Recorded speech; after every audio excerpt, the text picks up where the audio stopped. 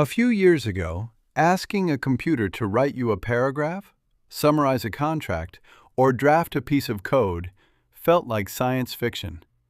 Today, millions of people do it before their morning coffee.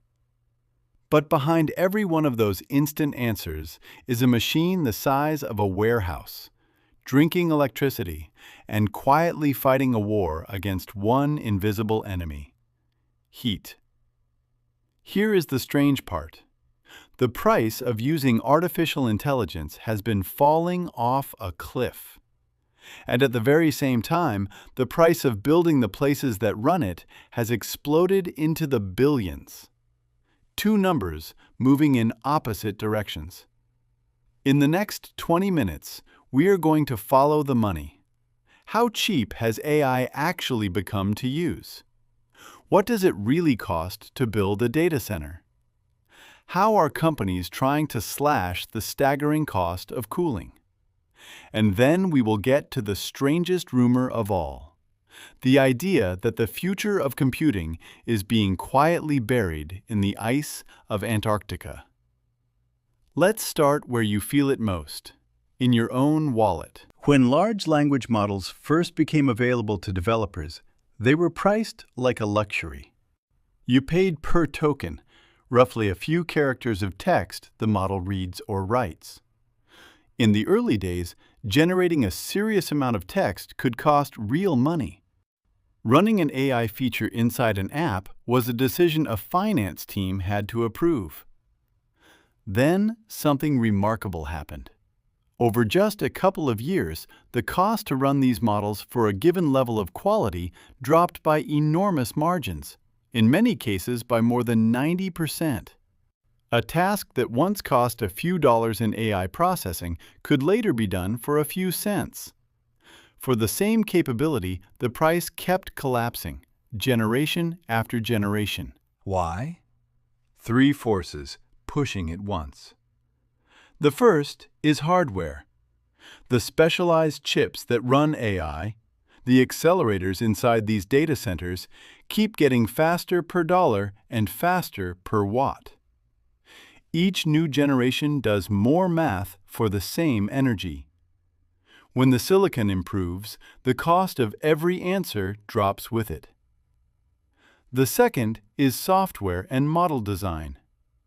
Engineers learned to build models that are smaller but smarter. Techniques like distillation, training a compact model to imitate a giant one, mean you can get most of the quality at a fraction of the running cost. Add smarter ways of serving requests, batching thousands of users together and caching common results, and the cost per request keeps falling. The third force is simple competition. When only one company offers something, they set the price. When 5 companies offer something similar, the price falls toward the cost of providing it. The AI market went from a handful of players to a crowded field, and prices followed gravity. For you, the user, this is why AI went from a rare novelty to a feature baked into your phone, your email, your search bar, and your favorite apps, often for free or for the price of a single streaming subscription. The marginal cost of one more answer became almost trivial. But here is the trap hidden inside that good news. When something gets cheaper, people use far more of it. This is an old economic pattern. Make light bulbs efficient, and people install more lights. Make AI cheap, and suddenly every company wants AI in every product, every workflow, every click. So even though each individual answer costs a fraction of what it used to, the total number of answers exploded into the trillions. And all that demand has to live somewhere physical. It has to run on machines. Those machines have to sit in a building. That building has to be powered and cooled. Which means the falling price of using AI created a tidal wave of demand for the most expensive object in the entire industry, the data center itself. So let's go inside one. From the outside, A modern AI data center looks boring. A massive, windowless box near a highway, surrounded by power lines and cooling equipment. There is nothing boring about the price tag. Let's break the cost into layers, because a data center costs billions is true, but it hides where the money actually goes. Layer 1. The land and the shell. The building itself, the concrete, the steel, the secure perimeter, is real money, but it is the smallest part of the story. A large facility might cost tens to a few $100 million just as a structure. Important, but not the headline. Layer 2. The power infrastructure. This is where it gets serious. An AI data center is, in a real sense, a power plant that happens to do math. It needs enormous electrical capacity delivered reliably, 24 hours a day. That means substations, transformers, backup generators, and giant banks of batteries to ride through any interruption. The electrical and mechanical systems can easily cost more than the building they sit in. Layer 3, and this is the big one, the computers. The single largest expense in a modern AI data center is the hardware racked inside it. The specialized accelerator chips, the servers that hold them, the high-speed networking that ties tens of thousands of chips into one giant brain. A single top-tier AI server can cost as much as a luxury car. Now fill a building with thousands upon thousands of them. The silicon alone can represent the majority of the total project cost. Add it all up, and a flagship AI data center is no longer a tens of millions project. The largest planned facilities are being described in terms of billions of dollars each, and the most ambitious campuses, with multiple buildings, are being discussed in the range of tens of billions and beyond. These are among the most expensive privately built objects in human history. We are building the equivalent of digital cathedrals, and we are building dozens of them at once. But buying the building and the chips is only the beginning. A data center has a second bill that never stops arriving: the cost to run it. And that running cost is dominated by one thing: electricity. Some of that electricity does the actual computing, but a shockingly large slice does something else entirely. It fights heat. Every watt of power that goes into a chip comes back out as heat. A room full of AI accelerators generates an astonishing amount of it, enough that, left alone, the machines would throttle, then fail in minutes. So for every unit of energy spent on computing, operators historically had to spend a significant extra amount just on cooling. Engineers measure this with a number called PUE, Power Usage Effectiveness. A perfect score is 1.0, meaning every watt goes to computing and none is wasted. Older facilities ran at 2.0, meaning for every watt of computing, another full watt was burned on cooling and overhead. That is the difference between a cheap data center and an expensive one. And it is exactly the number the whole industry has spent the last decade trying to drive down. So the question becomes, how do you cool a building that produces as much heat as a small town without your electricity bill eating you alive? That is the next frontier, and it is where the real engineering creativity lives. For most of computing history, cooling worked the same way your home does: blow cold air at the hot thing. Giant air conditioners chilled the room, fans pushed that cold air across the servers, and the warm air was pumped back out. It worked. It was also enormously wasteful because air is a poor carrier of heat, and chilling air on a hot day takes a punishing amount of energy. The modern playbook is a series of clever moves to spend less and less energy on that fight. Move 1. Stop fighting physics and pick a smarter location. If the air outside is already cold, you do not need to manufacture cold air. This is called free cooling. Build your data center somewhere cool. Northern regions, high latitudes, breezy coastlines, and for much of the year, you can simply pull in outside air or use it to chill water, almost for free. This single decision is why so many data centers cluster in cooler, cheaper power regions instead of hot cities. Geography became a cost strategy. Move 2. Stop cooling the room and cool the chip. Air is inefficient. Liquid is dramatically better at carrying heat. So engineers began running liquid coolant directly to the hottest components through tiny cold plates pressed against the chips. The heat is captured at the source and carried away in a closed loop. Less wasted air conditioning, far better efficiency. Move 3. Drown the whole thing. The most aggressive technique is called immersion cooling. You take the servers and submerge them entirely in a special non-conductive liquid, a fluid that does not carry electricity and will not harm the electronics.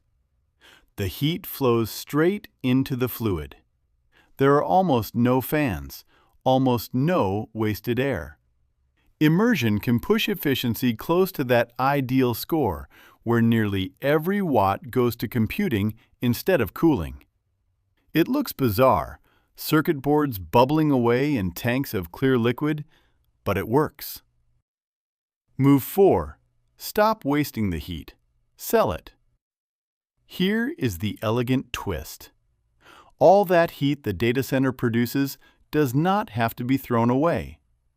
Increasingly, operators capture the warm water coming off their servers and pipe it into district heating systems, warming nearby homes, offices, greenhouses, and swimming pools.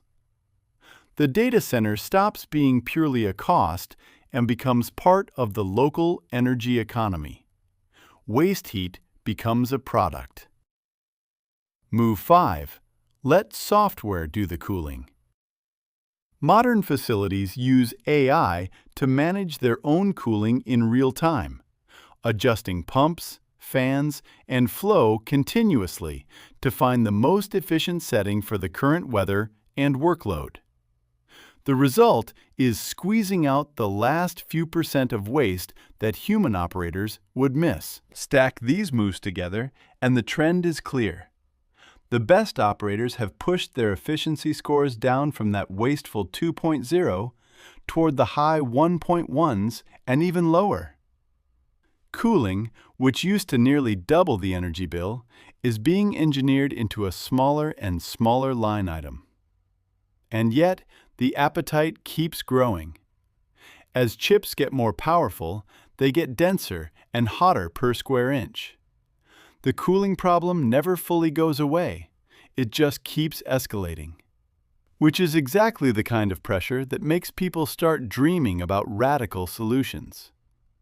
If cold weather makes cooling cheaper, why not go to the coldest place on Earth? Why not Antarctica? Here is the idea, and on the surface, it sounds almost genius. Antarctica is the coldest, driest continent on the planet. Temperatures plunge far below freezing for most of the year. If the single biggest enemy of a data center is heat, then surely the smartest move is to build them on the ice, where nature provides infinite free cooling. No chillers, no giant air conditioners. Just open the door and let the cold pour in. This is where the conspiracy theories take off. You will find versions claiming that tech companies have already built secret server farms beneath the Antarctic ice. That the real reason for restricted, hard-to-reach research zones is not science at all, but hidden computing fortresses. that the world's data is quietly being stored at the bottom of the world, far from prying eyes, perfectly chilled and perfectly hidden. It is a fun story, so let's give it a fair, honest hearing, and then test it against reality. The free cooling instinct is genuinely correct. The idea that cold environments cut cooling costs is not a conspiracy at all. It is exactly why real data centers are built in cold northern countries. So the premise points in a real direction. The problem is the destination. Because once you actually try to build on the ice, the cold stops being a gift and becomes a nightmare. Consider what a data center truly needs. It needs enormous, stable electrical power. Antarctica has almost none. There is no power grid. Every watt would have to be generated on site, with fuel shipped across the most dangerous ocean on Earth, or built from scratch at staggering cost. It needs constant maintenance by skilled people. Antarctica is one of the most hostile places humans can work. Staffing a high-tech facility there year-round through months of total darkness and brutal storms would be extraordinarily expensive and difficult. It needs to move data in and out at massive speed. That requires heavy fiber optic connectivity. Antarctica's connection to the rest of the world is extremely limited, the exact opposite of what a major data center demands. And there is a quieter problem. Ice moves. The continent is covered in glaciers that flow and shift. Building permanent, heavy infrastructure on a surface that is literally in motion is a serious engineering headache. And here is the final irony that kills the whole fantasy. Modern cooling no longer needs brutal, extreme cold. As we just saw, liquid cooling, immersion, and smart design have made cooling efficient enough that you only need moderately cool air or water, the kind you get for free in Norway, Canada, Iceland, or the northern United States, places that already have power, people, and fiber. You get 90% of Antarctica's cooling benefit with none of its impossible costs. So, is anyone computing in cold, remote places? In a limited way, yes. There are real research stations in Antarctica with local computing for scientific work. And there have been genuine experiments with unusual locations, including putting sealed server pods underwater to test natural cooling. The instinct to use the environment is real and active. But a secret continental mega data center under the ice? The economics, the engineering, and the logistics all say no. It is a theory built on one true idea: cold helps, stretched far past the point where it makes any sense. The cold truth, if you'll forgive the pun, is more interesting than the conspiracy. We are not hiding our computers in the ice. We are doing something stranger, building cathedral-sized machines in ordinary places and inventing cleverer and cleverer ways to keep them cool right where they stand. So let's bring those two numbers back together. The cost of using AI keeps falling. Cheaper chips, smarter models, fierce competition. And the cost of building the infrastructure behind it keeps rising. Billions per facility, dominated by silicon and by the endless fight against heat. Those two curves, crossing in opposite directions, are the real story of this era. Cheap on the surface, astronomically expensive underneath. Every effortless answer you get rests on a hidden mountain of steel, power, and cooling. And the next time you hear that the future of computing is frozen somewhere under Antarctica, you'll know the truth is colder, sharper, and far more clever than the rumor. If you found this interesting, stay around. The story of where all this is heading is only just beginning.